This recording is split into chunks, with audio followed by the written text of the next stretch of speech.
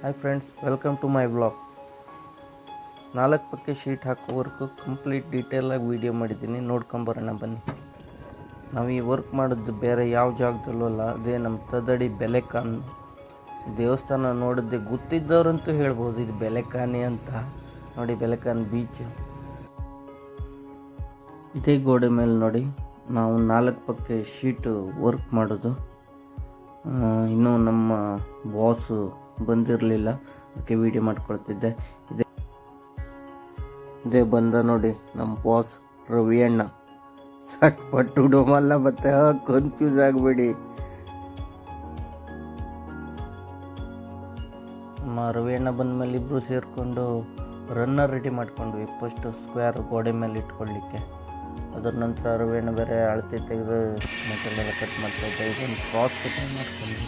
Cross cutting ಎಲ್ಲ ಮಾಡಬೇಕಾಗ್ತಿದ್ದು 4 ಪಕ್ಕೆ sheet work ಮಾಡಬೇಕಾದ್ರೆ ಇದು ಇಂಪಾರ್ಟೆಂಟು.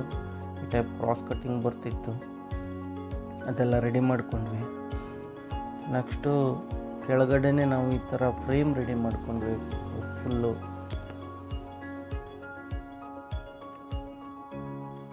ನೋಡಿ, ಇಲ್ಲಿ ಫುಲ್ ಸೆಟಪ್ ರೆಡಿ ಆಯ್ತು ನಮ್ಮದು.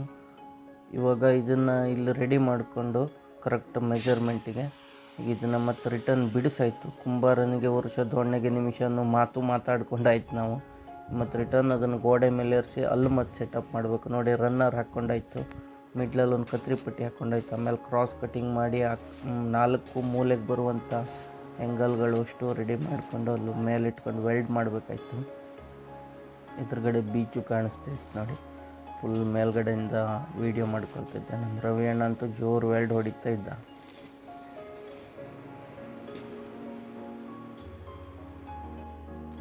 ಫೈನಲಿ ಅಷ್ಟು ಕಡೆದು ಪೀಸಸ್ ಹಾಕ್ಕೊಂಡು ವೆಲ್ಡ್ ಮಾಡ್ಕೊಂಡಾಯ್ತು. ನೋಡಿ, ಈ ಟೈಪ್ ಬಂತು ಫ್ರೇಮ್ ಫುಲ್ಲು.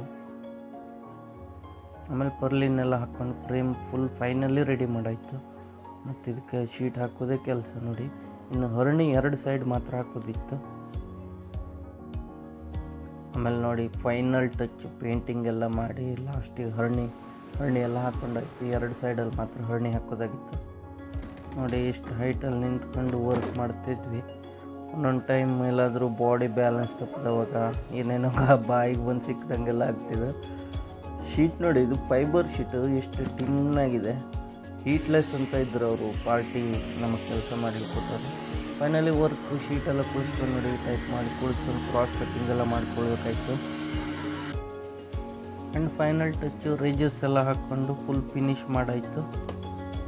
ನಿಮ್ದೇನಾದರೂ ಈ ಥರ ವರ್ಕ್ ಮಾಡೋದಿದ್ದರೆ ನನಗೆ ಮೆಸೇಜ್ ಮಾಡಿ. Thank you for watching. Bye bye.